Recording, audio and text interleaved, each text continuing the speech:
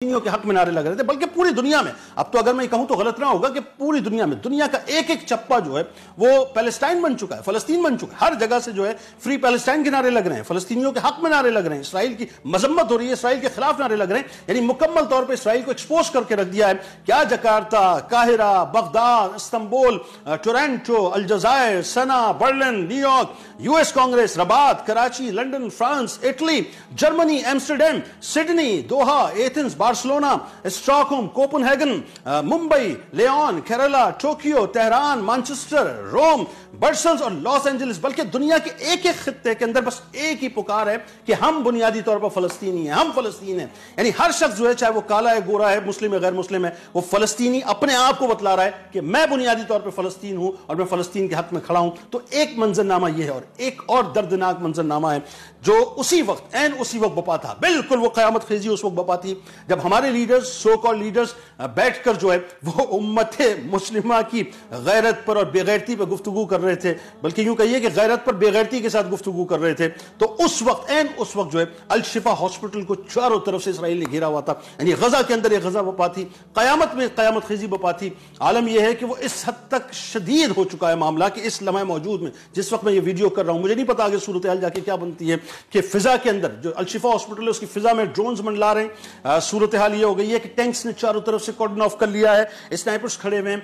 गोलियों की थड़थड़ाहट है, बॉम्बिंग हो रही है, कई एक डिपार्टमेंट्स उनके तबाह और बर्बाद कर दिए गए। यानी सूरत हाल ये है कि अल शिफा हॉस्पिटल के सामने इस वक्त लाशों के ढेर पड़े, लाशों के ढेर पड़े हैं, जिनको दफनाने वाला इस वक्त कोई नहीं है, कोई नहीं है। जख्मियों को अल शिफा हॉस्पिटल से बाहर निकाल के सड़क पर छोड़ दिया गया है, तड़पने के लिए, मरने के लिए। वो बेचारे शहादतें इख्तियार कर रहे हैं। जो मासूम से बच्चे, नौजायदा बच्चे, प्रीमेच्योर बच्चे, क्योंकि 50,000 हामिला खवातीन वहां पे जिनकी प्रीमेच्योर डिलीवरीज हो रही हैं, उन बच्चों को इक्यूबेटर्स की जरूरत थी, बिजली नहीं है, मुकम्मल तौर पर अस्पताल जो है वो डिसमेंटल हो चुका है। तो वो बच्चे वक्त से पहले जो है, ज़ाहिर उनको निगहदाश्त चाहिए थी, वो नहीं मिल रही है, वो शहादतें इख्तियार कर रहे हैं। सूरत हाल ये है कि जिन बच्चों को, यानी जो जख्मी हो गए थे, उनको जो है वो अपना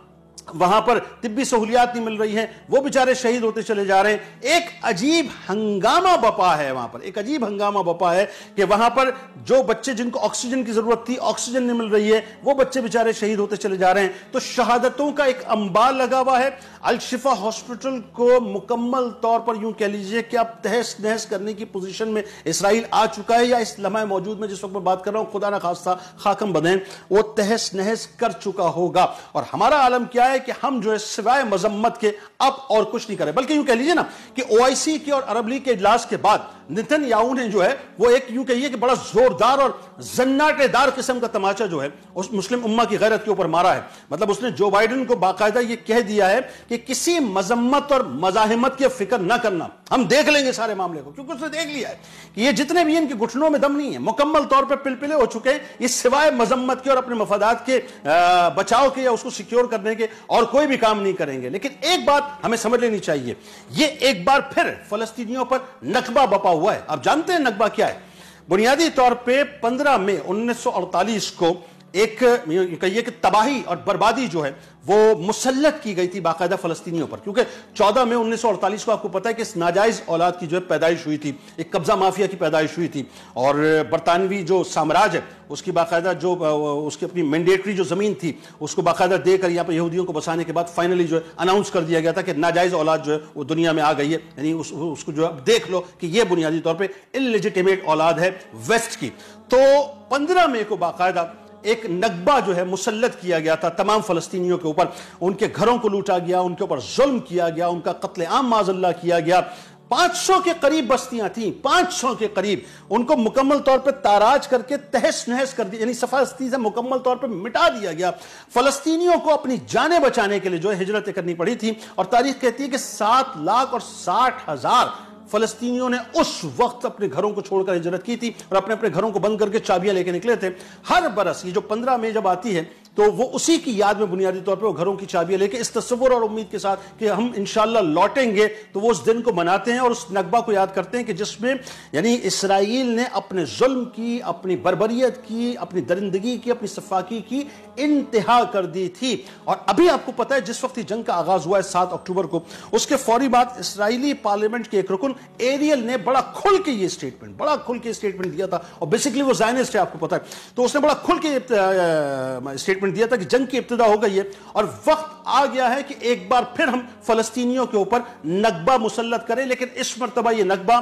15 مئی 1948 سے زیادہ شدید اور زیادہ خطرناک ہونا چاہیے۔ اور آپ دیکھ لیجئے صاحب کہ یہ نکبہ ایسا مسلط ہوا ہے کہ آج تمام جتنے بھی صہیونی ہیں وہ باقاعدہ جو بینرز لے کے کھڑے ہیں، جو پوسٹرز لے کے کھڑے ہیں، جو فلائرز لے کے کھڑے ہیں، اس میں نکبہ 2 لکھا ہوا ہے۔ اس نکبہ 2 سے مراد یہ ہے کہ یہ اسی نکبہ کو اگین جو ہے مطلب یوں کہہ لیجئے کہ اس کا ریپلیکا جو ہے وہ 2023 کے اندر ہمارے سامنے رکھنا چاہتے ہیں، اور یہ اتنا شدید رکھ رہے ہیں کہ آپ یہ دیکھ لیجئے کہ شمالی غزہ سے جو ہے نقل مکانیوں کا سلسلہ شروع ہوا، وہ ساؤتھ کی طرف لے کے گئے، اس وقت 7,60,000 لوگوں نے ہجرتیں کی تھی، اب یہ 23 لاکھ ہجرتوں کا معاملہ آ چکا ہے، یعنی 50 سے 60% کے قریب غزہ جو ہے مکمل طور پہ ملبے کا ڈھیر ہو چکا ہے۔ یہ جو شہادتوں کے بارے میں بات ہو رہی ہے، میں بار بار پہلے دن سے پہلی ویڈیو سے بات کر رہا ہوں کہ یہ 11,000 یہ جو بتا رہے ہیں نا ریکارڈڈ شہادتیں، اتنی تو ہے ہی نہیں صاحب، یہ تو ہے ہی نہیں، یہ تو سمجھ لیجیے پینٹ ہے معاذ اللہ۔ یعنی وہ جو نفوس اس وقت زمین تلے ملبے تلے دب گئے ہیں ان کے بارے میں تو ہمیں پتہ ہی نہیں ہے۔ ابھی یہ جو سٹیٹس بتا رہے ہیں کہ 11,000 سمتنگ، نہیں،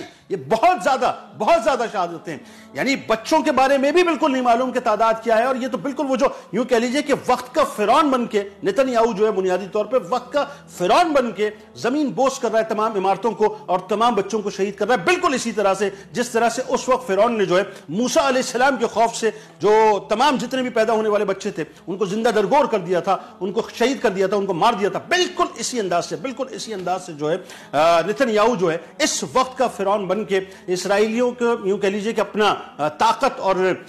قوت کے زام کے اندر مکمل طور پہ مطلب مبتلا ہو کے تمام تر فلسطینیوں کو جو ہے وہ زندہ درگور کر رہا ہے تاکہ ان کی مکمل طور پہ نسل کشی کر دی جائے اور ان کے پاس سے مزید جو ہے وہ اسرائیل کے خلاف کوئی آواز نہ اٹھے اور وہ اپنی آزادی کی کسی قسم کی بات نہ کریں۔ تو یہ وہ نکبہ ہے صاحب جس کو اسرائیل نے اس انداز سے مسلط کر دیا ہے کہ ابھی تک جو ہے وہ 23 لاکھ نفوس کی جانوں کا معاملہ مطلب آ چکا ہے کہ خدا نہ خواستہ صورتحال جا کر کیا بنے گی۔ اور ایک بات جو میں بڑی اہم ترین آپ سے کرنا چاہتا ہوں جس کو سمجھنے سے بہت ضروری ہے، یہ 75 سال کا پورا معاملہ ہے، 75 برس کا۔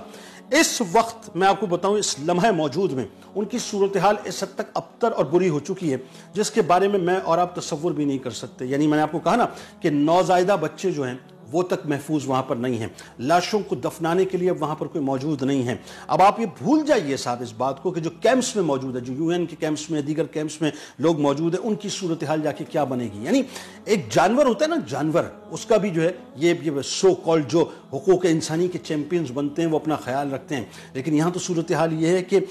2 بائی 2 مربع میٹر کی جو جگہ ایک فلسطینی کو، ایک غزہ کے پٹے پہ رہنے والے کو ملی ہوئی ہے، اور صورتحال اس میں بھی یہ ہے کہ 600 لوگ جو ہیں وہ ایک کیمپ کے اندر ہے تو ایک واش روم وہ شیئر کرتے ہیں، یعنی جانوروں سے بدتر معاذ اللہ ان کی صورتحال ہے۔ امت مسلمہ مکمل طور پہ سو چکی ہے صاحب، اب آپ صرف اس کا یوں کہہ لیجئے کہ اپنا تعزیتی اجلاس کیجئے اور امت مسلمہ پر تاسف کیجئے، امت مسلمہ پر تعزیت کیجئے۔ یہ وہ ڈیسائیسو مومنٹ تھا۔ دیکھیں اللہ تبارک و تعالیٰ جو ہے نا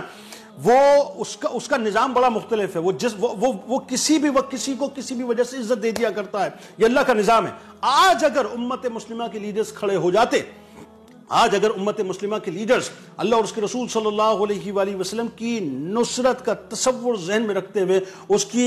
غیبی مدد کا تصور ذہن میں رکھتے ہوئے کھڑے ہو جاتے، میں دعوے سے یہ بات عرض کر رہا ہوں کہ ان کے سارے گناہ دھل جاتے۔ لیکن بدقسمتی صاحب کہ ہمارے جو سو کالڈ لیڈرز ہیں وہ بھی خاموش ہیں، اور ان لوگوں کو کہ جنہیں ہم علماء کرام کہتے ہیں امت کا، وہ بھی مکمل طور پہ خاموش ہوئے ہیں، خال خال آوازیں اٹھ رہی ہیں، لیکن جو کانکریٹ ورڈکٹ ہونا چاہیے تھا اجتماعی طور پہ وہ ابھی تک امت کے سامنے نہیں آیا ہے۔ دعا کیجئے، بس ہم آپ تو کر کیا سکتے ہیں صاحب، یا تو گفتگو کر سکتے ہیں، وہی بات ہے، یا کسی طور سے اگر کوئی مدد کر سکتے ہیں تو وہ کر سکتے ہیں، اپنے دل میں کر سکتے ہیں، اس کے علاوہ ہم کیا کر سکتے ہیں۔ لیکن وہ جو قیامت خیزی اس وقت بپا ہے اس کے بارے میں ہم تصور بھی نہیں کر سکتے۔ اللہ تعالیٰ سے دعا کیجیے اللہ تعالیٰ ان پر اپنا کرم فرمائے اور ان کو اس مشکل وقت سے نکال دے اور غیب سے ایسی مدد فرما دے، کیونکہ ہم سے تو کوئی امید نہیں ہے، غیب سے ایسی مدد فرما دے جس سے اللہ تبارک و تعالیٰ جو ہے ان کو وہ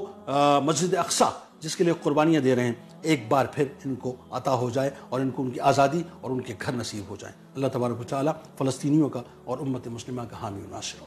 آمین۔ اللہ حافظ۔